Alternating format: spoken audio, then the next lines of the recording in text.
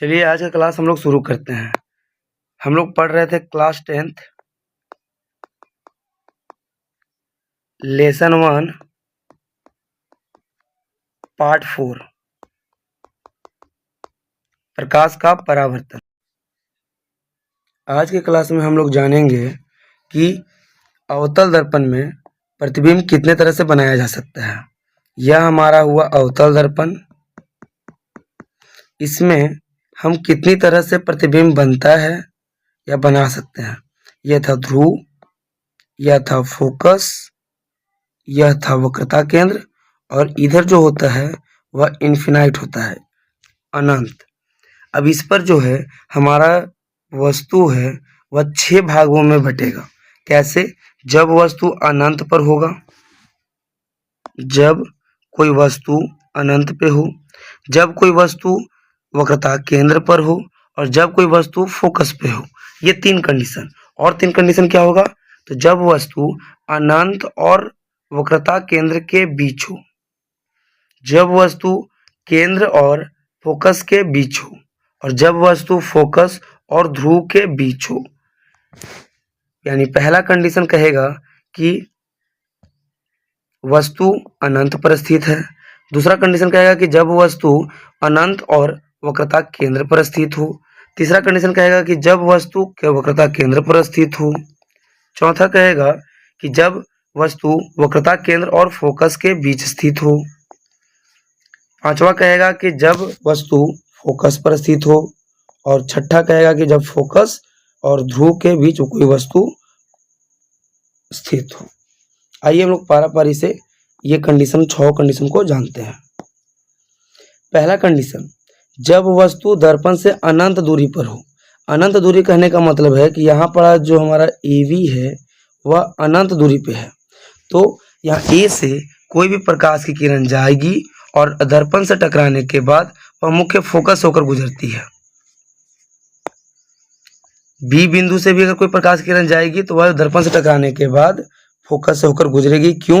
क्योंकि यह प्रधान अक्ष के समानांतर किरण है और हम जानते हैं कि जब भी प्रधान अक्ष के समानांतर कोई भी प्रकाश की किरण जाती है तो वह दर्पण से परावर्तन के बाद मुख्य फोकस से होकर ही गुजरती है। तो इसका जो प्रतिबिंब है वह हमारा बना इस फोकस पर। कहाँ बना? इस फोकस पर। कैसा बना? तो चूंकि यह रियल है इसलिए यह वास्तविक बनेगा। वास्तविक है तो स्वाभाविक है कि यह उल्टा बनेगा और इसका जो साइज होगा बहुत ही छोटा, एक बिंदु मात्र बिंदु के जैसा बनता है। कहाँ बनता है? फोकस पर। तो अनंत पर जो वस्तु रखी गई है उसका फोकस पर प्रतिबिंब बनता है। पहला कंडीशन। अगला कंडीशन, जब वस्तु अनंत और वक्रता केंद्र के बीच हो। यानी जब वस्तु वक्रता केंद्र और अनंत के बीच रहती है तो उसका जो प्रतिबिंब है वह कहाँ बनेगा? तो यह हमारा था अवतल दर्पण, जिसमें कोई वस्तु A और B कोई वस्तु है।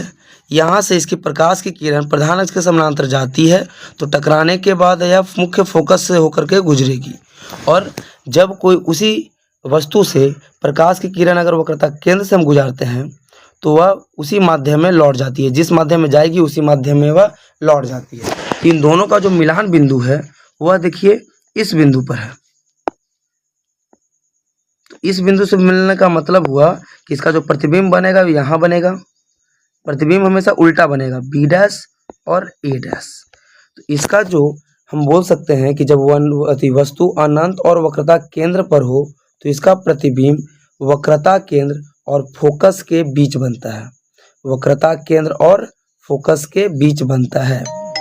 और कैसा बनता है? तो वास्तविक बनेगा, उल्टा बनेगा। और वस्तु देखिए ये इतना बड़ा था लेकिन क्या मेरा बड़ा बना कि छोटा बना? छोटा बना। तो इसलिए इसका जो आकार होता है वस्तु से छोटा होता है।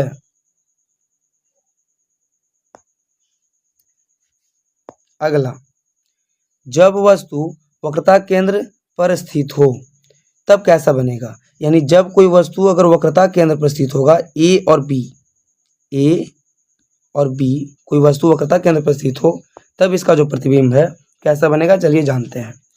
A से जब सबसे पहले प्रकाश की किरण जाएगी और टकराने के बाद वह फोकस होकर गुजरती है और अगर हम उसी वस्तु से फोकस होकर के गुजारते हैं प्रकाश की किरण, तो वह प्रधान अक्ष के समानांतर होकर के गुजरती है। तो इन दोनों को में जो कटान बिंदु हुआ वह देखिए यहाँ पर हुआ, इसका जो मिला यहाँ और इसका जो मिला वह यहाँ इस बिंदु पर हुआ। तो इस बिंदु कहने का मतलब है कि इसका जो प्रतिबिंब बनेगा वह बनेगा इस बिंदु पर। कैसे? तो यहाँ नाम हो जाएगा बी डैश और नीचे वाला का नाम हो जाएगा ए डैश। यानी इसका जो प्रतिबिंब हुआ यह वक्रता केंद्र पर था तो वक्रता केंद्र पर ही बनेगा। प्राकृतिक में क्या होगा? तो उसका जो वास्तविक होगा और वह उल्टा होगा और वस्तु के बराबर होगा। जब वक्रता से केंद्र पर कोई भी वस्तु स्थित होती है तो उसका जो निर्माण होता है वह वक्रता केंद्र पर ही होता है, तो वास्तविक होता है, उल्टा होता है और वस्तु के बराबर होता है। चौथा कंडीशन, जब वस्तु वक्रता केंद्र और फोकस के बीच स्थित हो तब क्या क्या बनेगा। ये हमारा अवतल दर्पण था। इस पर कोई वस्तु हमारा ए बी, यहाँ है ए और बी, कहाँ स्थित है? तो वक्रता केंद्र और फोकस के बीच में। जब हम यहाँ से कोई भी प्रकाश की किरण गुजारते हैं तो हमको पता है कि प्रधान अक्ष के समानांतर जाएगा तो वह मुख्य फोकस से होकर गुजरता है, और इसी से जब हम प्रकाश की किरण वक्रता केंद्र से होकर गुजारते हैं तो वह उसी माध्यम में लौट जाती है, यानी पीछे की ओर जाएगी। तो जब पीछे की ओर जाएगी तो इसका जो कटान बिंदु होगा वह इस बिंदु पर होगा, अर्थात इस बिंदु पर। तो इसका जो प्रतिबिंब का निर्माण होगा वो यहाँ बनेगा बी डैश ए डैश। तो इसमें जो प्रतिबिंब बना वह कैसा बना? वास्तविक बना, उल्टा बना और वस्तु के साइज से बड़ा बना। कहाँ बना? तो ये वक्रता केंद्र और इधर इन्फिनाइट था, अनंत था, तो वक्रता केंद्र और अनंत के बीच बना, अनंत और वक्रता केंद्र के बीच बनेगा। अगला कंडीशन, जब वस्तु फोकस पर स्थित हो तब। कोई वस्तु ए बी फोकस पर हो, इस बिंदु फोकस पर हो, तो यहाँ सबसे पहले प्रकाश की किरण जाएगी तो वह टकराने के बाद मुख्य फोकस से होकर गुजरती है।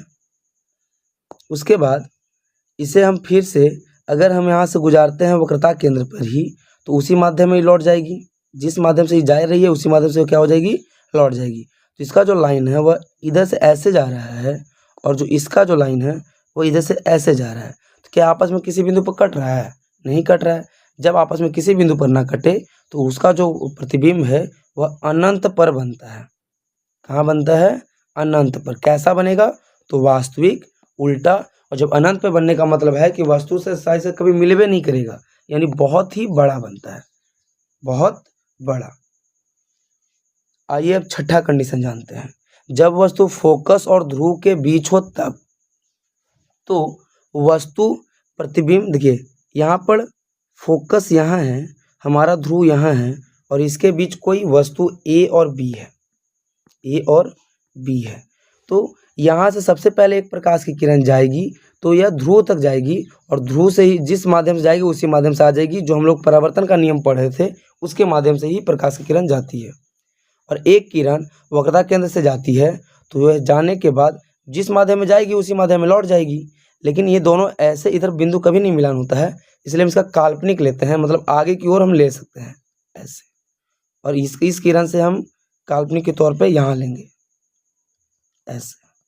ये दोनों इस बिंदु पर मिला तो इसका जो काल्पनिक होता है तो वो सीधा बनता है ए डैश और बी डैश।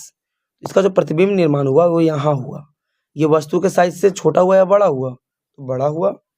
काल्पनिक बना क्योंकि दर्पण के पीछे बना और सीधा बना, तो इसका जो प्रतिबिंब है कहाँ बनेगा? दर्पण के पीछे। अब जितना भी कंडीशन पढ़े हैं आइए हम उसका एक बार रिवीजन कर लेते हैं। ये हमारा अवतल दर्पण था, इसमें ये प्रधान अक्ष था। इसमें 6 कंडीशन बताएं। जब वस्तु अनंत पे हो, जब वस्तु वक्रता केंद्र पर हो, जब वस्तु फोकस पे हो, या जब वस्तु इन सभी के बीच में हो। पहला कंडीशन बताएं कि जब वस्तु अनंत पे हो। अगला कंडीशन बताएं कि जब वस्तु अनंत और वक्रता केंद्र के बीच हो। उसके अगला कंडीशन बताएं कि जब वस्तु वक्रता केंद्र पर स्थित हो।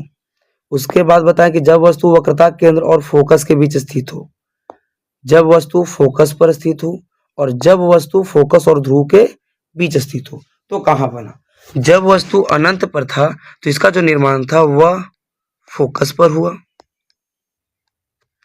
जब वस्तु वक्रता केंद्र और अनंत के बीच था तो उसका जो निर्माण है वह फोकस और केंद्र के बीच हुआ। फोकस और केंद्र के बीच हुआ।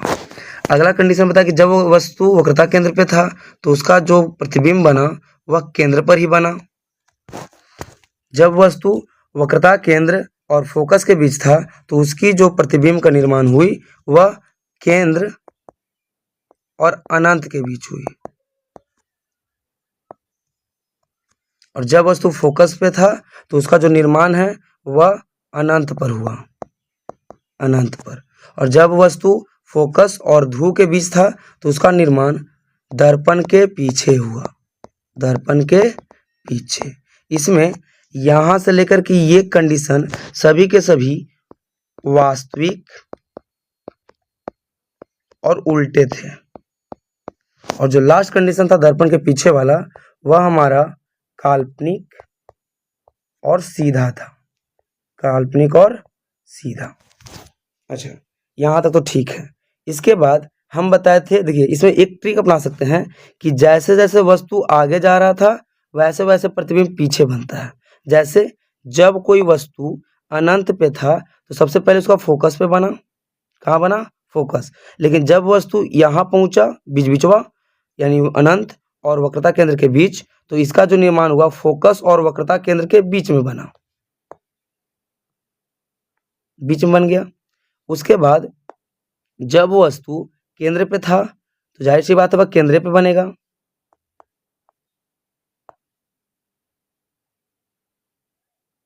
उसके बाद कहा कि जब वस्तु केंद्र और फोकस के बीच था तो इधर आगे पीछे जाकर के वक्रता केंद्र और अनंत पे बना।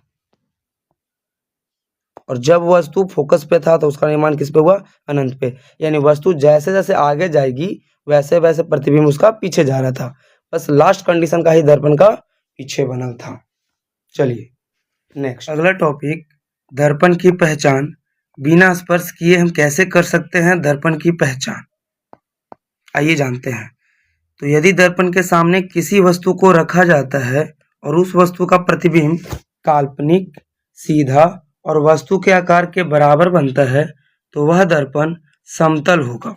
यानी समतल दर्पण में जब भी प्रतिबिंब बनेगा तो वह बनेगा काल्पनिक, सीधा और वस्तु के आकार के बराबर, वस्तु के आकार के बराबर। अब बात अगर हम उत्तल दर्पण की करें तो इसमें जो प्रतिबिंब है वह काल्पनिक, सीधा और वस्तु के आकार से छोटा बनता है और उसे हम उत्तल दर्पण कहते हैं। यानी उत्तल दर्पण में काल्पनिक बनेगा, सीधा बनेगा और वस्तु के आकार से छोटा। यदि प्रतिबिंब काल्पनिक, सीधा और वस्तु के आकार से बड़ा बने तो वह दर्पण अवतल होता है। कौन सा दर्पण होता है, अवतल। यानी हमको पहचान बस यही रखना है कि समतल दर्पण में प्रतिबिंब जो है वह बराबर बनेगा, उत्तल में छोटा बनेगा और अवतल में बड़ा बनेगा। और अगर तो आपसे पूछ लिया जाए कि किस दर्पण में आपका जो प्रतिबिंब है वह वास्तविक और उल्टा, वास्तविक और उल्टा बनता है तो हम लोग याद रखेंगे कि वह भी अवतल दर्पण में ही बनता है। लेकिन कब बनता है, जब वस्तु फोकस के बाद रखी जाती है तो उसका प्रतिबिंब वास्तविक और उल्टा बनता है।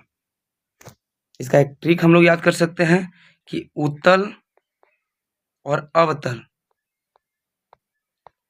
उत्तल है 3 अक्षर का,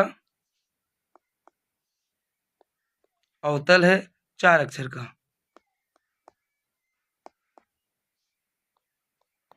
उत्तल 3 अक्षर, अवतल 4 अक्षर। तो छोटा हो गया हमारा उत्तल और अवतल हो गया बड़ा। अर्थात जो छोटा प्रतिबिंब बनेगा वह उत्तल दर्पण में बनेगा और जो बड़ा प्रतिबिंब बनेगा वह अवतल दर्पण में बनेगा।